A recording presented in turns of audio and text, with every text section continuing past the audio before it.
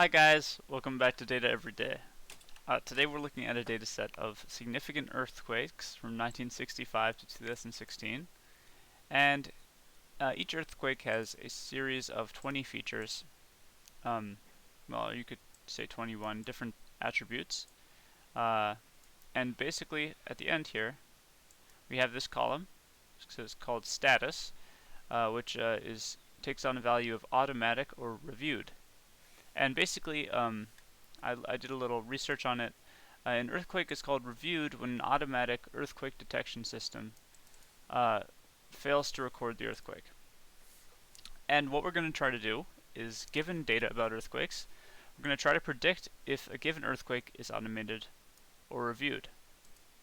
And this should be automatic, not automated. Alright, and we'll use a TensorFlow artificial neural network to make our predictions. So I'm starting by importing some standard libraries, NumPy, Pandas, Matplotlib, and PyPlot, and Seaborn for processing and visualization. And then for actually pre-processing the data, we have the standard scalar and train test split function from sklearn. And for building our model, we'll use TensorFlow. So I'll go ahead and import that, and let's load in our data using the Pandas read CSV function. And grab the data set right over here, the CSV file, paste that in, and take a look at it. And so here's our data. We have 23,000 examples, decent amount of examples there, and 21 columns. So you can see we can't see all the columns. So what I like to do when that's the case, just go into the console, type pandas.setOption max columns to none. So we're setting the maximum number of columns we can see to none. So that will show all of the columns now. And it looks like there were only a few missing. I guess the max was probably 20, so we went over by 1. So let's see. We'll take a preliminary survey of the data using the info method. And we can see that we have a few null values here. And additionally, we have a few object columns that we're going to have to encode in some manner. But most of, might be about 50-50 numeric and text columns. So we'll start pre-processing. Got to get it ready to train. So I'll start by looking at missing values.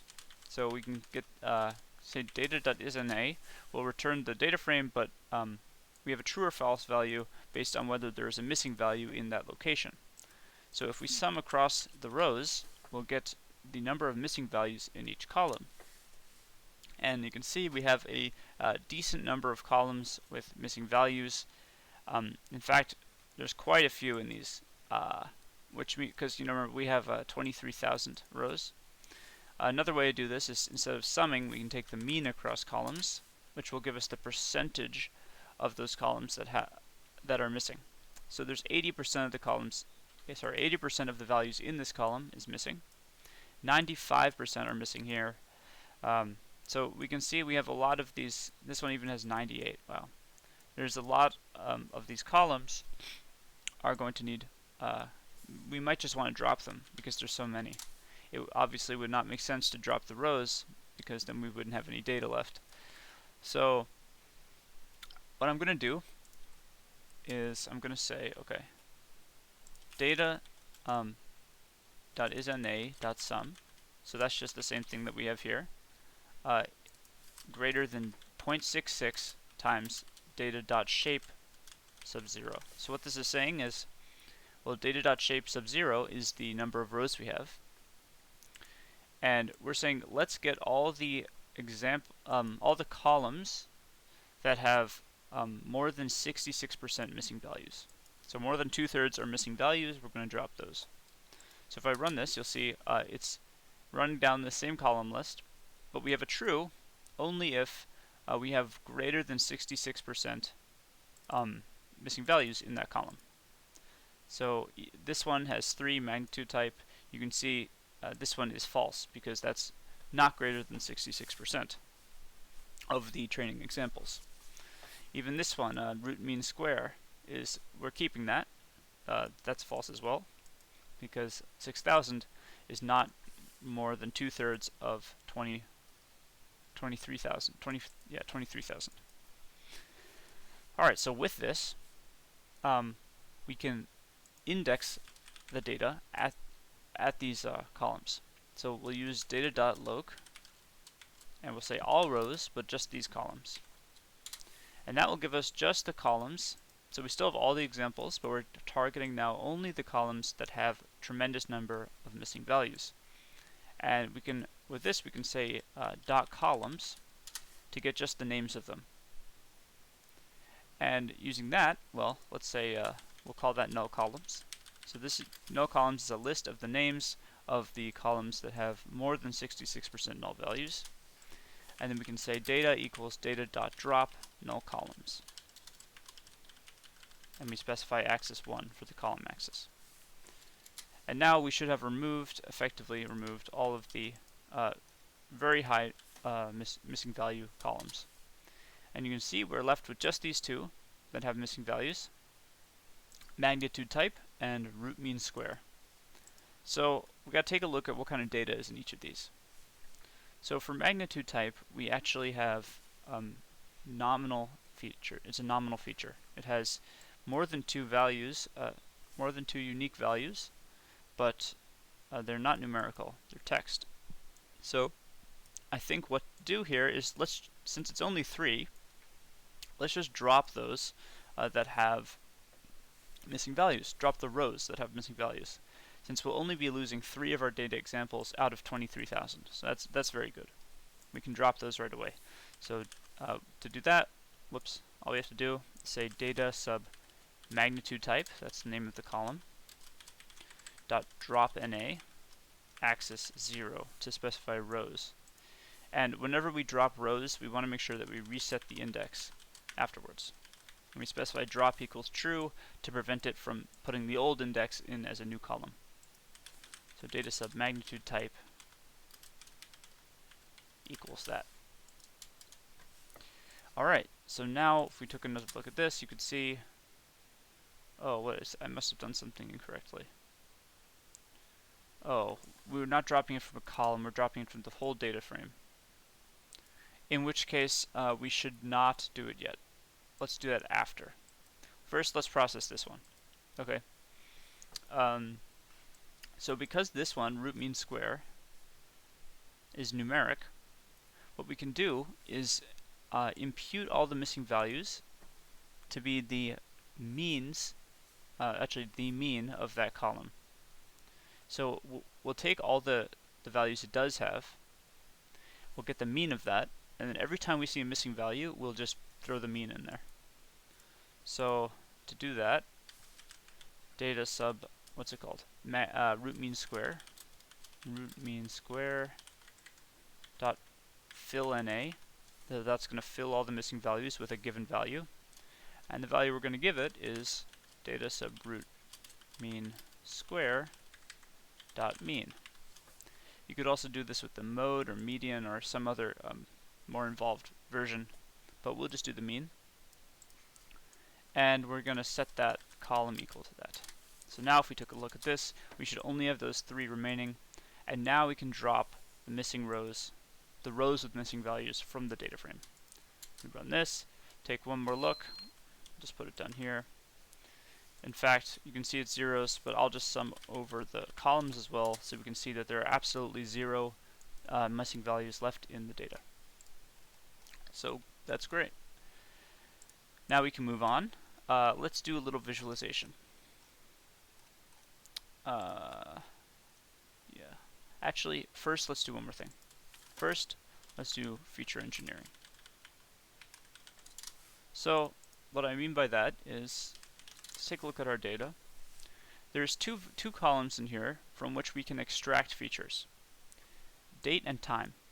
Date is not a feature on its own because, well, we could encode it as a feature and use sort the dates in order from earliest to most recent, and then convert that into an ordinal feature. That's certainly feasible. But my guess is this amount, this part of the day, is not actually giving us very much useful information. It would be much better to use the month and the year as separate features, because that way we get a sense of recency with the year, but we also get a sense of like seasonality with the month, because the month also conveys elements of like temperature and humidity, whereas the year, if we just did it as one date, we would not get that. It'd be much more confusing for the model to try to understand. So what we'll do is we'll take date and we'll make it two new features, month and year.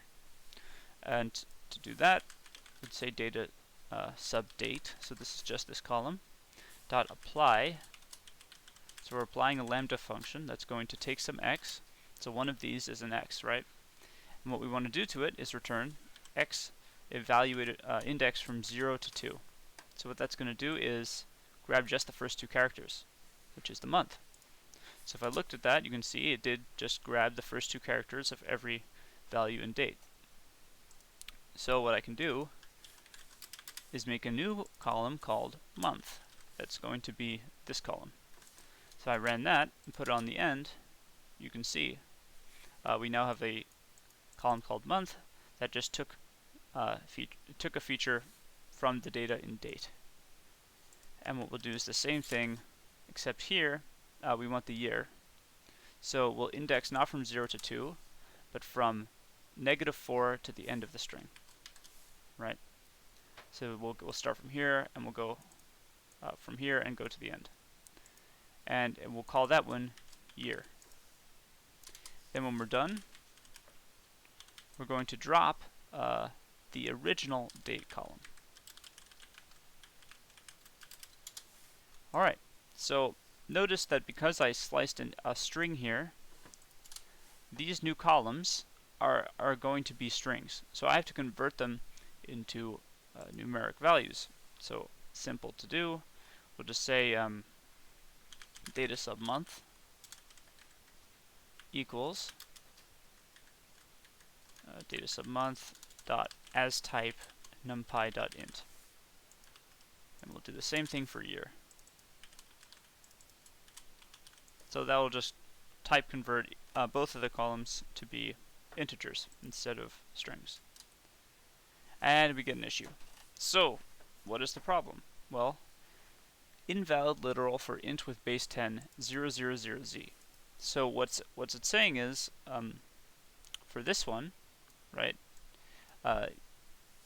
There's a year in there that looks like this, and we can't turn that into an integer. So what I'm going to do is let's just find all the rows that have this kind of format, which is invalid, and we'll just drop those rows. I mean, depending on how many we have. If we have too many, we'll have to figure out something else. So what I'm going to do is data sub year dot string. This will turn all the values into a string, but it already is a string, but you still have to use this wait, let me just make sure. Oh no, it actually interesting. It just enables the use of string methods. Okay, so the string method we're going to be using is contains, and it's going to contain z. So we're going to see any years that have z in them. Let us know. And we're going to index at this position.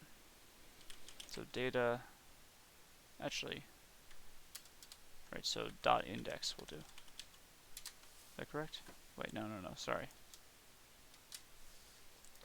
Data sub this. Alright, so you can see we have 3 rows where we have a z in the year column. And because it's only 3, we can just drop them. So we could just do this generally and say dot index, and then say I'm not going to do that. We can do it down here though. Dot index. This would return just the indices, right? 3378, 7512, and 20,650. And then what we can do is data. We can call this null. Now invalid year columns, not columns, indices. Sorry. So this will just be a list of the indices, and then we can say data equals data.drop invalid year indices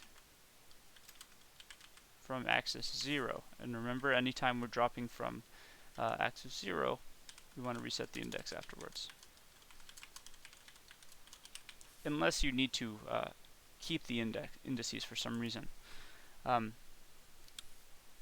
that case, you may just want to turn drop equals false, but you could also just not reset them if you wanted to maintain the old indices and you're okay with having some missing. Alright, so now we're going to try to type convert like that. Now it should have worked. So okay, now we have month and year both as integers. So the next thing to do would be time, and from time I think the only valuable feature in there would be the hour, because the minutes, I mean, what you're trying to detect, like what time of each hour, like early in the hour, late in the hour. Time is more like one continuous thing, and the hour is the best way of describing the cycle of time. So we'll use just the first two characters from time to create a new, we'll call it hour, a new feature called hour. That's going to be the time column, but we're going to apply that lambda function, take in some x, and return x sub 0 to 2. And here, let's just try actually type converting right within the lambda function. So now it's already integers, and that seems to have worked. Let's just make sure to drop the original time column when we're done. So now if we look at data, we have month, year, and hour columns, and we no longer have a time and date column. Alright, so we're really getting there, almost. Last thing to do now, well, let's visualize first. What I mean is let's do some quick visualization of the data, trying to get a sense of what we're working with. So I'm just going to do two visualizations.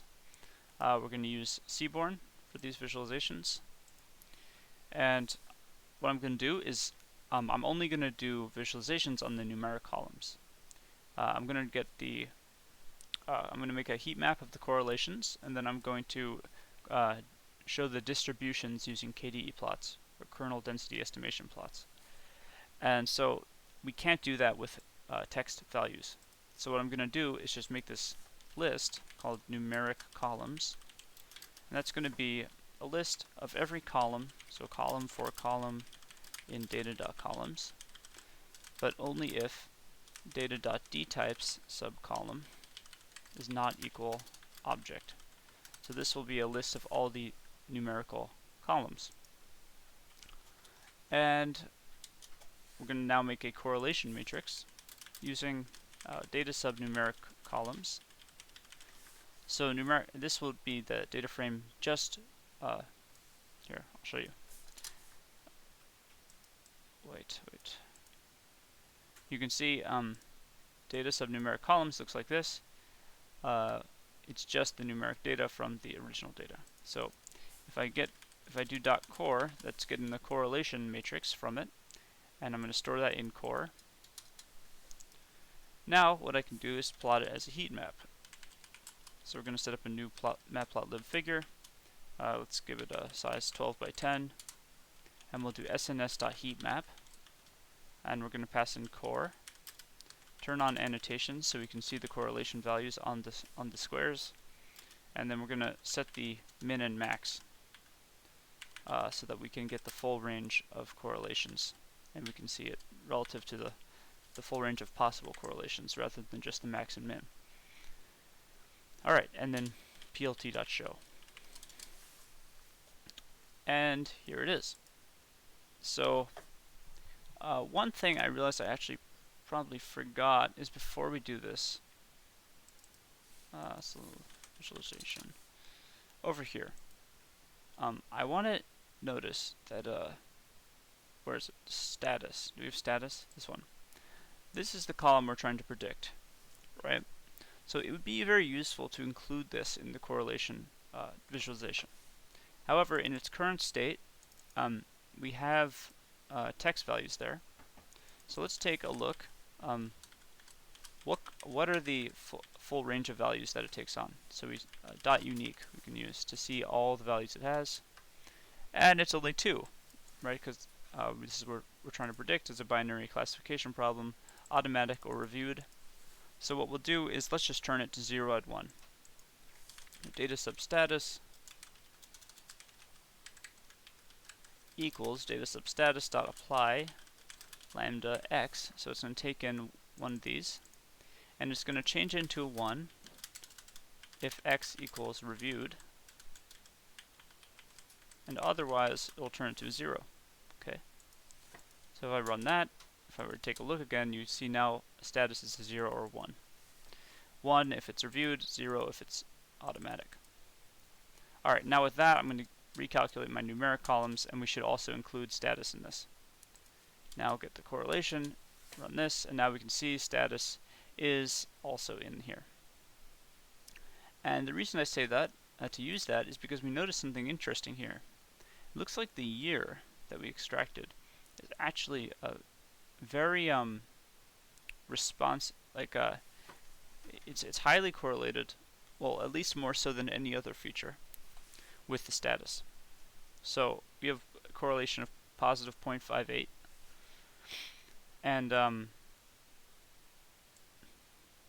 what that basically means is that as the year goes up, we have the amount of reviewed cases goes up. So it's interesting. That is very interesting. I wonder why that is, because I'd expect the other way around. As automatic detection systems get better, we'd probably have more automatic, but I guess, I'm not sure why that is. However, it is important to note that we extracted a feature that's actually very good at predicting the status of the earthquake. So, in addition, I would like to create the kernel density estimation plots of each feature just to see what kind of distributions they have. And before I do that, I'm going to scale the data temporarily. So the reason I'm doing that is because, well, I can actually show you. We create this figure plot, a new matplotlib figure, pyplot figure, with a fig size of, say, 18 by 10, should do it. For each column in numeric columns, we're going to make a KDE plot from Seaborn using data subcolumn.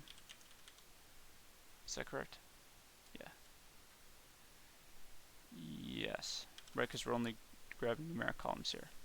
And shade equals true. Now, before I do this, I actually have to note that we have a feature in here called status that takes on the value of 0 and 1. And if that is the case, we can't actually graph the KDE plot because it's infinitely small. It would be infinitely small, and there's no way to express that as a function, as a continuous function. So we're going to drop that guy first. Numeric columns dot remove status. So this isn't removing it from the data frame, it's just removing it from our list, so that when we run this, we're not going to graph status column. And what happened here? Oh, I included, it should not be there. Okay. Alright, so this is why I said we need to standardize. If we want to see them all on the same scale. So right now there's a lot going on over here, but this little guy for the year, because it takes on values around 2000, is blowing it way out of proportion, right? We're seeing all these values really tiny together, really close together, and this guy is making that the case. So what we'll do is we'll just center them all at mean 0 and give them unit variance so that we can see them all in the same scale. So at the top you can see I imported a standard scalar from sklearn. I'm just going to create a scalar object using that. And what we'll do is we'll make a standardized data frame that will just be scalar.fitTransform data subnumeric columns. And so that's basically what we're doing, but I'm going to go a little further. I'm just going to make a copy of it so that we aren't standardizing the actual one, even though I don't think it was a problem, just to be safe. Right, not making a copy of that, we're making a copy of that. And then I also want to turn this back into a data frame, because fitTransform returns a NumPy array. So pd.dataframe scalar.fitTransform, and then we specify the columns is going to be numeric columns. Alright. Now with this, let's move that up here. We're now going to replot this, but instead of grabbing from data, we're going to grab from standardized df. Alright, now we can see them all on the same scale. And you can see most of these guys have, they don't, not all of them have a single mean, right? Or a single mode, you could say. I mean, they all do have one highest point, but this orange one comes up and goes down and goes up and down and up and down.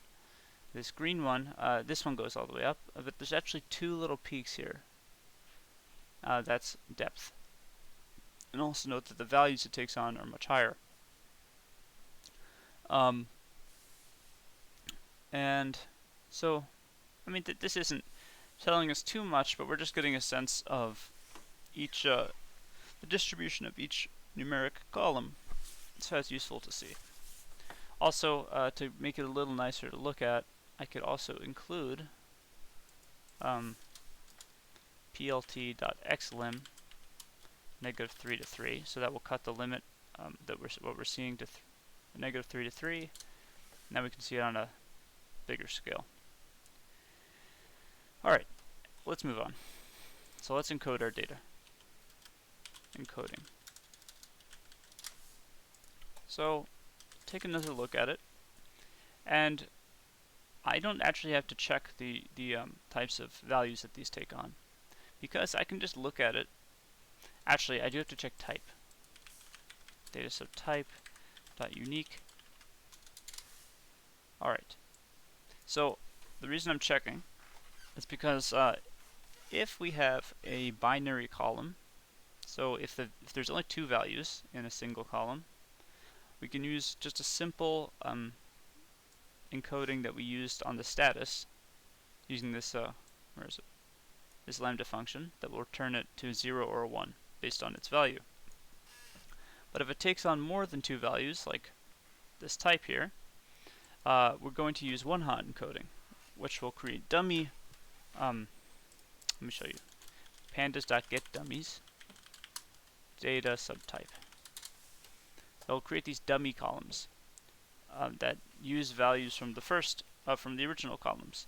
So it takes each unique value, stores them as a new column, and it has a 1 and 0 in the column that the original example had as a value.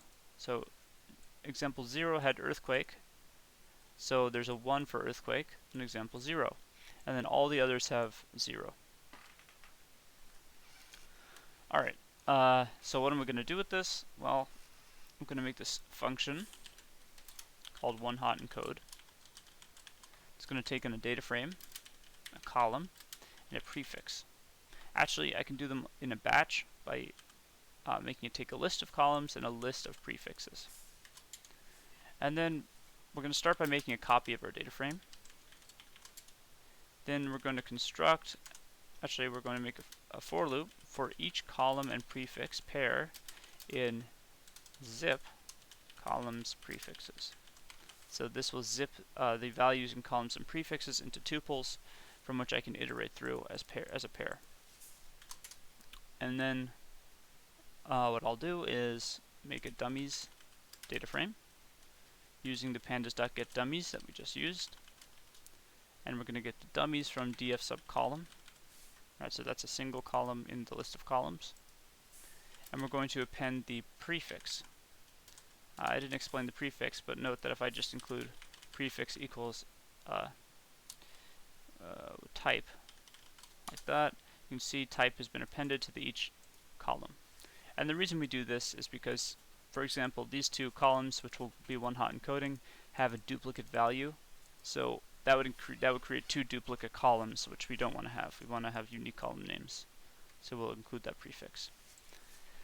So we're going to create these dummies for a particular column, and also it should not be axis, it should be prefix. Prefix equals prefix. Alright, so that's called dummies. And then what we'll do is concatenate pd.concat the data frame and the dummies data frame. And we're going to concatenate along the column axis. When that's done, all there's left to do is drop the original column from which we created the dummies from axis 1. Alright, and we'll return df. So this will take in a data frame, a list of columns, and a list of prefixes, and one hot encode those columns, and return the data frame that after the finished product as a data frame. Alright, so what we'll do is see, is there anything else to do? There's one thing to notice. These look very close to each other, right? And we didn't see the correlations on this because it's text data. But I want to know, are these actually identical? Because if they are actually identical, we can drop one of them for sure. So location source and magnitude source. We just delete these. So data sub location source, it's really as simple as this, equals data sub magnitude source. So this is going to give a true when they're equal, a false otherwise. So what we'll do is invert that. We'll say not equal. So we'll get all the values in data where they're not equal. And you can see, wow.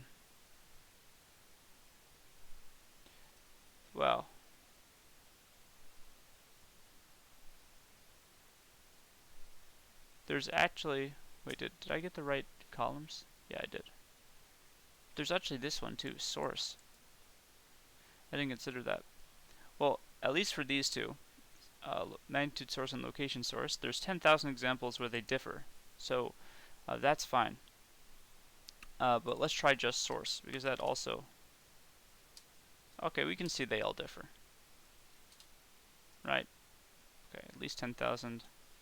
And make this location. We're just checking everything. There's at least 415 rows for this one. So we don't have to worry about this. So what we'll do is just one hot encode. So data equals one hot encode. Pass in data as a data frame. For a list of columns, we want all of the, let me just delete that. We want all of the text columns here. So we have type, ID. I didn't notice that. We should drop ID. Right? Let's just do that up here. Data.drop ID, because it's ID isn't giving us any information, right? Just a way of identifying the earthquakes. Sort of like their names. Access 1, data equals that. Alright, I'll just run through again. Okay.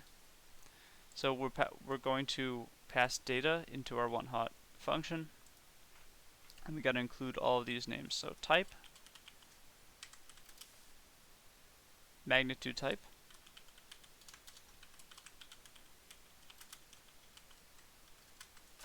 location source, no, sorry, source, then location source, then magnitude source, And that's it. Then we can just create some prefixes for them. So we'll use T for type, MT for magnitude type, S for source, LS for location source, and MS for magnitude source. Alright, we'll run that. Take a look at data. And you can see we have 105 columns of a lot of these being the one-hot columns from what we encoded, but the ones at the beginning are our original data. And so now everything is fully numeric, and we're ready to split and scale our data. So this time we'll be scaling it for real. First, let's split it into an X and Y. Y will be just the status column, this one here. So all rows status, and then X is going to be everything except the status column. Okay, so we still have that scalar from earlier we can use, but I'm just going to make a new one, call it the same thing, just so we know what we're doing. Standard scalar. Then we'll say X is going to be scalar.fitTransformX. So this will give it all the columns mean 0 and variance 1. And it's good to note that we don't have to turn back to a data frame here. We could if we wanted to, but we can totally fine leaving this as NumPy array since we're not doing any further pre-processing on the data. So we'll run that, and then let's split into train and test sets. So xtrain xtest, ytrain ytest equals train test split, and this is the function we imported from sklearn. X, y, give a train size of 70%, and we'll include a random state of how about, what's a good one? 56 is the one I used. Okay. This doesn't matter, this is just so that when we shuffle the data, this function shuffles the data when we split it. So by including a random state, we can reproduce the results. Okay. Now we can model and train. So first I'm going to look at the shape of our inputs. We have 104 features, just keep that in mind. And I also want to look at the skew of our classes. So note that Y is just this, it's an array of zeros and ones. So if you took the sum of this, for example, you'd get the total number of ones. But if you take the mean of it, you'll get the percentage of ones, because it's the sum over the length. And you can see we have an 89% skew. So 89% of our data is positively labeled, and the other 11% is negatively labeled. But because of this skew, we're going to have to be careful in which metric we choose to use when constructing our model. So now I'm actually going to construct it using TensorFlow. So I'll create an input layer. Inputs equals tf.keras.input, and we'll specify the shape here. Shape is going to be the size of one feature vector, which will be 104. So a vector of length 104. And then we will create two hidden layers. One will be a dense layer, and we'll include 64 activations and an activation function of ReLU. Pass in inputs here, and we'll include the second hidden layer the same way, but pass in X. And for outputs, we'll also do a dense layer, but we'll only have one activation. This will be the probability estimate of the positive class label. So we'll be using a sigmoid activation here to generate a probability estimate between 0 and 1. And then once that is done, we can create our model. It'll be tf.keras.model. We'll pass in the inputs and outputs. Alright, now we'll compile our model. So we'll have an atom optimizer. Binary cross entropy as a loss function. And for metrics, this is where I was saying, so if we can't use accuracy here, because if we used accuracy and let's say we guessed y equals 1 100% of the time, then we get an accuracy of 88.7%. So that would appear that our model is doing well, but it wouldn't actually be performing well. So we're going to use a different metric from tf.keras.metrics called AUC. That's the area under the curve of the receiver operating characteristic curve. And this is good because it takes into account performance across classes, so not just the positive class, but the negative class also. And then it also takes into account performance across different classification thresholds. So what I mean is, are you classifying at the probability estimate being greater than 0.5, or 0.6, or 0.7? This will take into account all of those classification thresholds in one metric.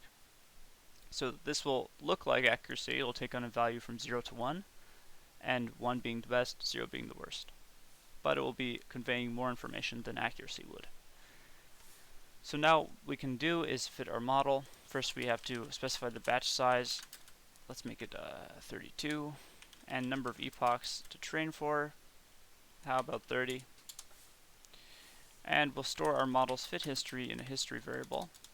And so that's going to be model.fit. So we're training on the train set, xtrain, ytrain. And we'll include a validation split so that we can get a feedback about how our model is doing. And then a batch size specified by how we already had it, and epochs as well. And I'm also going to include this callback function just to help the model converge, reduce learning rate on plateau. Alright, so we're going to train that. I'm going to turn off verbose mode to keep the notebook nice. Alright, so while that's training, shouldn't take very long, we're just going to set up a plot. A plot of the loss and the AUC. And for the sake of time, I'm just going to paste it in here. Normally I would type this out, but it's running a little long. I just want to get it done. So over here, I'll just explain it quickly. We have the figure size. We're setting a y-axis. That's going to just be a range of the number of epochs. And then for the this is the x-axis. My bad.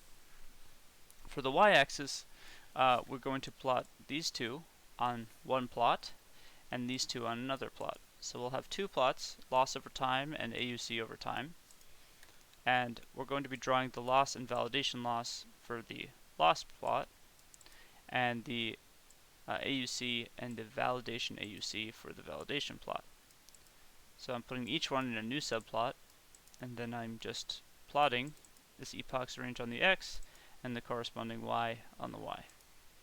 So this is done. Let's take a look. And this is surprising. Well, first, actually, let me make this not so high up. So let's make this like 7, 8. Oh, that's the wrong one. Make this like 6. Okay. So, very surprising is it's doing obscenely well, right? It's getting a little bit of a rough start, but then do you see? It's 1.0. It's almost perfect. Might even be perfect. And here as well, our loss is getting extraordinarily low. So, to finish it off, we're just going to evaluate the model on our test set to see how well it performed. And can you believe it? We have an AUC of 1.0. So that doesn't just mean, that actually just means one thing. It's that every single one of our test examples was correctly classified. And that is amazing because this is the total number, y-test. The total number of test examples is 7,022. That means our model classified 7,022 correct out of 7,022. It didn't make one error. And if we go back to the correlation data, you'll see that there's no one variable here that can predict that, right? Status, right here. This is the closest thing we have, the year being a good predictor. It's a combination of all of the features that gives us this remarkable result. So that will be it for today's video. I hope you enjoyed it. If you did, make sure to subscribe and hit the bell for more content, and leave any comments in the section below with any suggestions you might have for the channel. Thank you so much for watching. I'll see you guys tomorrow. Have a fantastic day.